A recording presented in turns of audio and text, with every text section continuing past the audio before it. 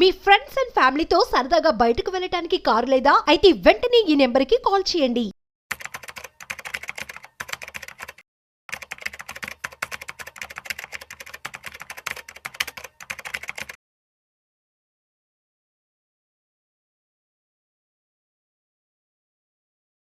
నమస్తే, welcome to Vishnu talks. నేను మీ విష్ణు. ప్రస్తుతంతో పాటు సీనియర్ ఫినాన్స్ ప్రొఫెషనల్ గిరిబాబు గారు ఉన్నారు. వారితో మాట్లాడదాం. సార్, గిరిబాబు గారు నమస్తే. సార్ నమస్తే అండి.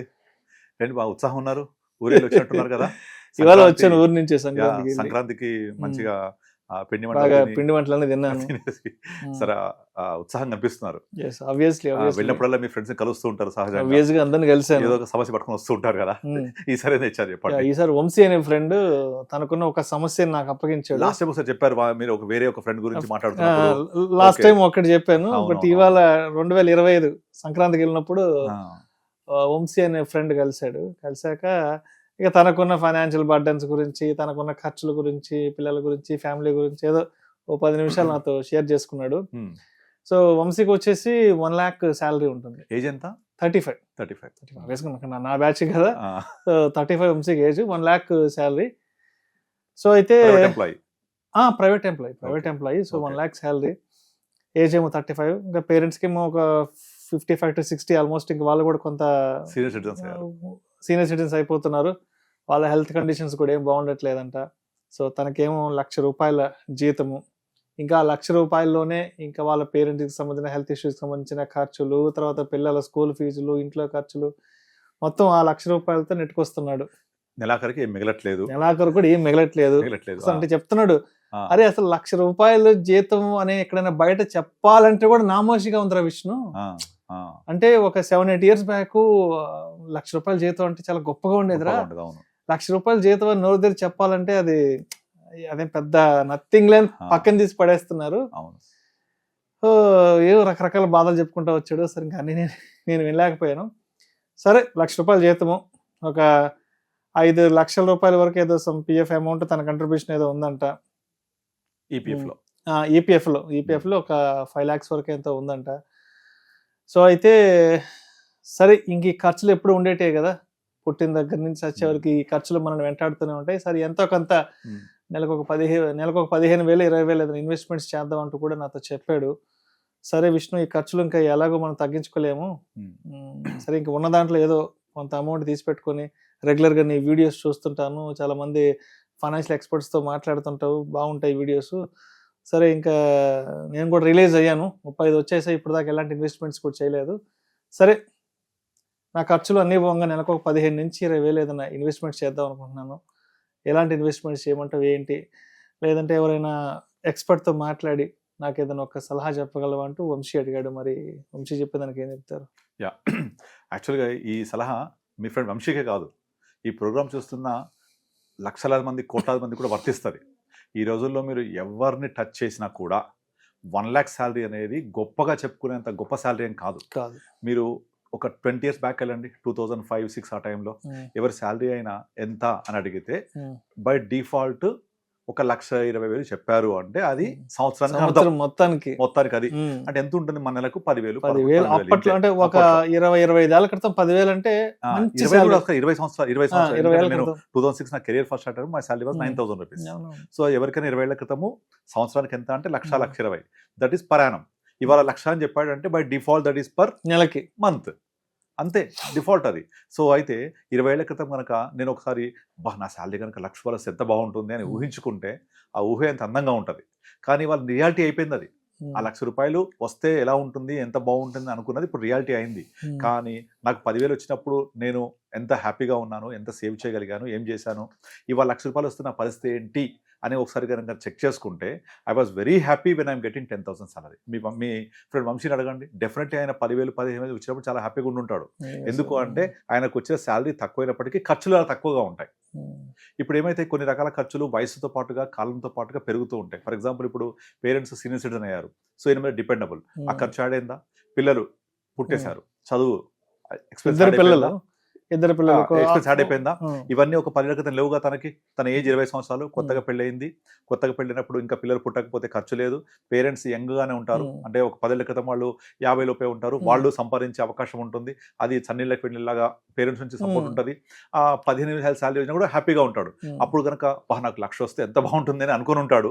ఇవాళ రియాలిటీ. కానీ దాంతో పాటుగా పిల్లలు యాడ్ అయ్యారు, దాంతో పాటుగా పేరెంట్స్ డిపెండబుల్స్ అయిపోయారు, అదర్ ఎక్స్పెన్స్ ఉంటాయి, హెల్త్ ఇన్సూరెన్స్ తీసుకోవాలి, కంపెనీ ఇచ్చే 5 లక్షలు సరిపోదు, కంపెనీ కూడా ఒక 3 lakhs హెల్త్ ఇన్సూరెన్స్ సరిపోదు. ఒక గంట హాస్పిటల్కి వెళ్తే దాని డయాలసిస్ టెస్ట్ సరిపోదు, అది 3 లక్షలు ఈ రోజుల్లో. అండ్ టర్మ్ ఇన్సూరెన్స్ లేదా తనకి. అండ్ ఈపీఎఫ్ అనేది లిక్విడిటీ కాదు, అది లాక్ ఇన్. అండ్ దాన్ని ఎప్పుడు ఇన్వెస్ట్మెంట్ చూడకూడదు. బై డిఫాల్ట్ మన శాలరీ నుంచి కట్ అవుతుంది కంపెనీ తరఫున. కంపెనీ కంట్రిబ్యూషన్ మన కంట్రిబ్యూషన్ ఉంటుంది అందులో. సో అది ఇన్వెస్ట్మెంట్ ఎప్పుడు అవుతుంది, అది మనం 60 పోయిన తర్వాత. అది ఎంత వస్తుంది అందులో? ఇంట్రెస్ట్ రేట్స్ తక్కువ. ఇండియాలో ఇంట్రెస్ట్ రేట్స్ తగ్గుతూనే ఉంటాయి కానీ పెరగవు కదా. సో కనుక పోను కాంపౌండ్ ఎఫెక్ట్ కూడా ఉండదు. దాన్ని ఇన్వెస్ట్మెంట్ ఈయన చేసింది కాదు, బై డిఫాల్ట్ వచ్చింది, దాన్ని కన్సిడర్ చేయొద్దు. ఇప్పుడు ఇలాంటి వంశీల కథ ఎవరిది చూసుకున్నా దాదాపుగా తెలుగు రాష్ట్రాల్లో కాదు, ఇండియాలో అందరి పరిస్థితి ఇలాగే ఉంటుంది. శాలరీ ఏమో 1,00,000 రూపాయలు ఉంటుంది చెప్పుకోవడానికి, తీరా చూస్తే ఖర్చులన్నీ పెరిగిపోయి ఉంటాయి. వాళ్ళతో మళ్ళీ ఒక మాట, సపోజ్ ఇప్పుడు ఒక టీ షాప్ ఓడో లేకపోతే ఏదైనా చిన్న చిన్న షాపులు, చిన్న చిన్న వ్యాపారాలు చేసుకునే వాళ్ళు అడగండి, అరే వాళ్ళకేంది వ్యాపారం చాలా బాగా నడుస్తుంది, వాళ్ళకి ట్యాక్సులు ఉండవు ఇవి ఉండవు అని చెప్తూ ఉంటారు. కానీ వాళ్ళ కష్టాలు వాళ్ళకు ఉంటాయి, వాళ్ళ ఖర్చులు వాళ్ళకు ఉంటాయి, వాళ్ళ కష్టాలు పనికి తగ్గట్టు వాళ్ళ ఉంటుంది. 1000 రూపాయలు సంపాదించేవాడికి కష్టమో, వాళ్ళు ఎంత డిగ్నిటీ ఆఫ్ లేబర్ తో పనిచేస్తారో, వాళ్ళు అంత సంపాదించిన తర్వాత దాన్ని ప్లాన్ చేసుకోకపోతే వాళ్ళకి ఇబ్బంది ఫ్యూచర్ లో. కనుక ఈ ప్లానింగ్ అనేది అట్లీస్ట్ మీ ఫ్రెండ్ కి 35 years లో అయినా కళ్ళు తెరవగలిగాడు, అది మనం అన్నిటికంటే అప్రిషియేట్ చేయాలి. అలా కాకుండా ఇలాగే నారు పోసేవాడు నీరు పోయకపోతాడా అన్నట్టుగా 30 తర్వాత 40, 45, 50 పోయిన తర్వాత తీరా అప్పుడు కళ్ళు తెరిస్తే సహాయం చేయడానికి విష్ణు ఉండడు, గిరిబాబు ఉండడు. అప్పుడు చేద్దామన్న అవకాశం కూడా ఉండదు.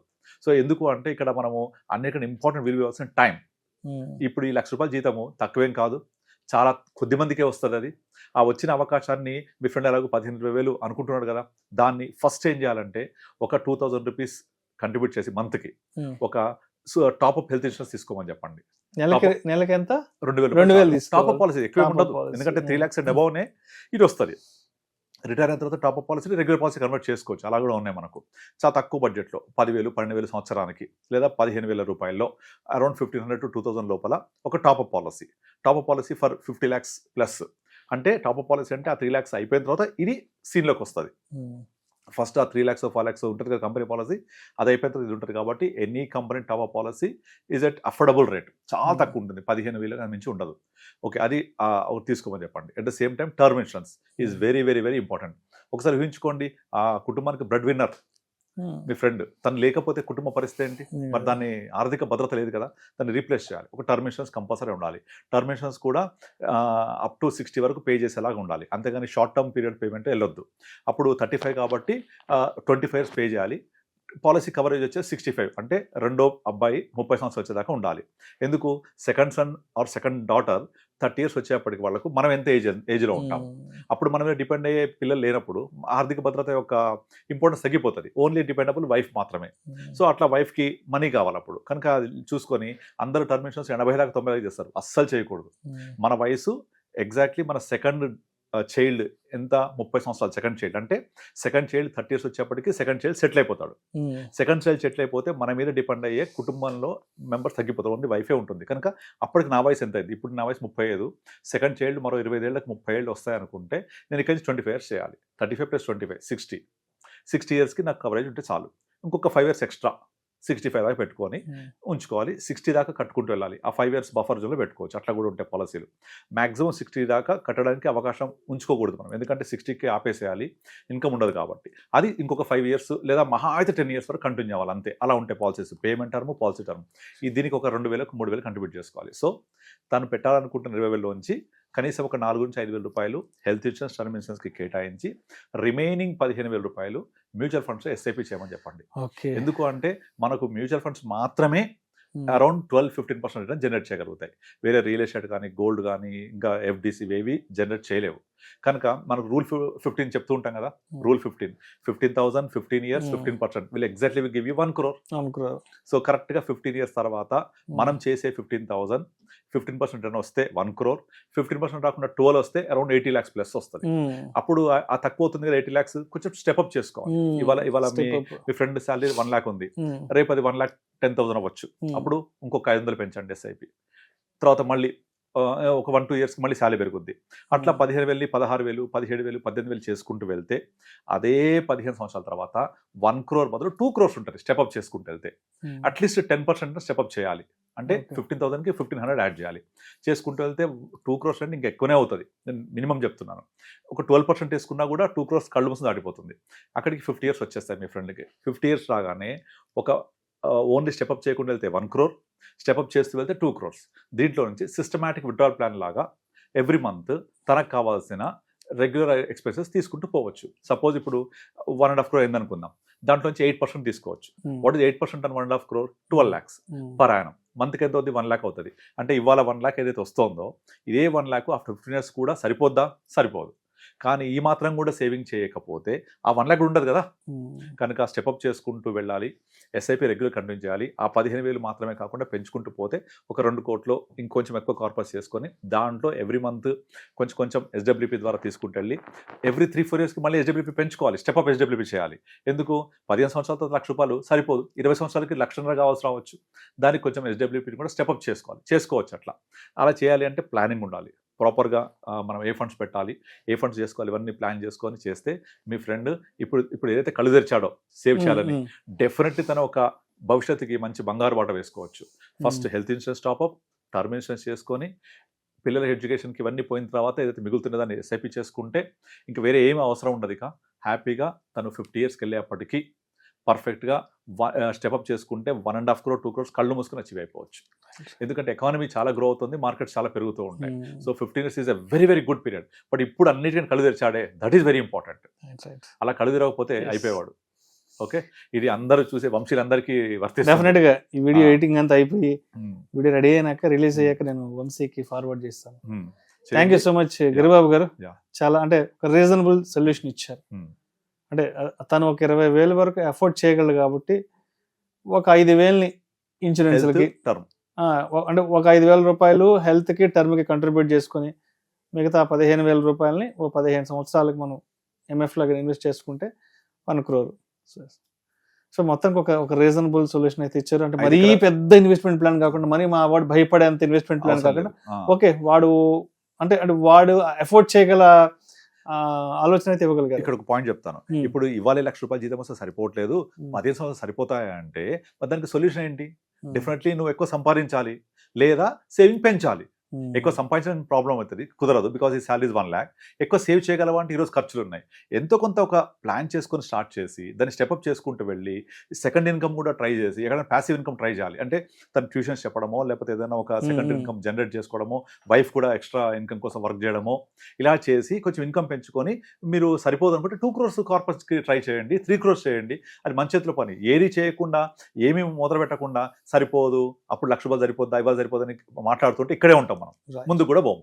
సో ముందుకు వెళ్ళాలి. ఫస్ట్ అసలు నడవడం మొదలు పెడితే ఎన్ని 100 kilometers ప్రయాణమైనా ఒక అడుగుతోనే సాధ్యమవుతుంది. అది ఒక అడుగుతోనే చేయొచ్చు. 100 kilometers అది ఫస్ట్ మీరు 1 kilometer కంప్లీట్ చేయండి, 99 ఉంటాయి. ఇంకప్పుడు మనం ఆ మిగిలిన 99 చూడాలి అని స్టార్ట్ చేస్తే 100 kilometers అంటే ఇక్కడే ఉంటాం.